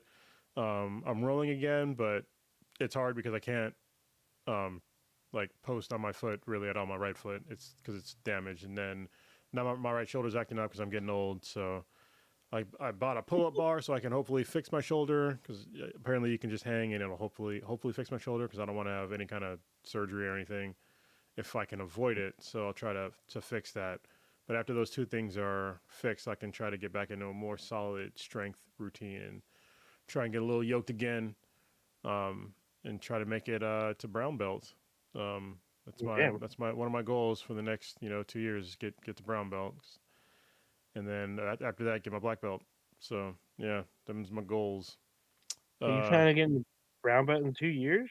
well, I mean, Oh, I'm a purple belt now, so I should have already been a brown belt if I'd have kept training. If COVID never happened, I'd have been a brown belt already, and I'd have been like well on my way to being a black belt. But COVID happened, I couldn't train. So yeah, I yeah, get that.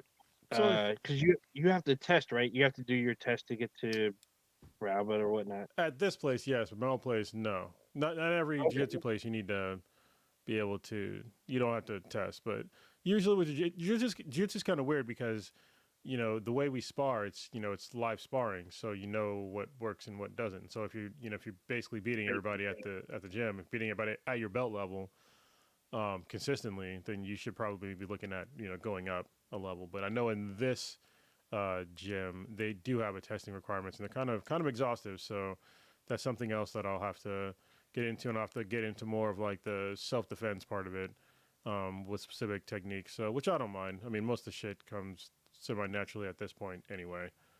Okay. Um, Yeah, because I know that a lot of like um, martial arts disciplines, a lot of them have some kind of test. You have to beat a test. You have to complete a test, not written. You have to, complete your test that you know, basically the basic techniques up to that level to advance to the next level. yeah, yeah, Using You it. have to get So, bullets in your teeth or catch flies with chopsticks. that's what I'm trying to yeah, do. uh, That's the whole goal. yeah. I'm trying to You see have into to the be able future. to. You gotta be able to smack the wings off a fly I have with your to hand. I have to unlock the Sharingan eye to go Oh to the yeah, next yeah. level. So hopefully it's not Mackingal. I don't want to kill somebody that I love. Blue's got to Oh stay Shit. alive. yeah. Then all of a sudden you get a fucking red stone. Yeah. All right, Ninja, why don't you take us out of here? All right. Users experience Black and Black times infinity. Infinity. The dankest podcast on the internet. Oh, you know what? We didn't talk about old girl, the office out in Tennessee or whatever. We'll catch it next week. But Oh, train yeah, girl. yeah. Training day uh, girl. you can check us out anywhere and everywhere at Beat and BTI. It's BTHANBTI. Anywhere you listen to your podcast, know that every Wednesday, 8:30 ish, we go live on YouTube. If you're not listening to us or watching us on YouTube, you can see what we look like on there. Check out our official website, benheadproductions.com/Beat and BTI. You can email us, beatandbti@gmail.com. We have a Discord. Let us know you want to join. Send us your Discord ID. And well, we kind of probably should know who you are first, so we can let you in. And then on Amazon, there's an app that lets you know when we go live. You can download it, watch us on there. There you go.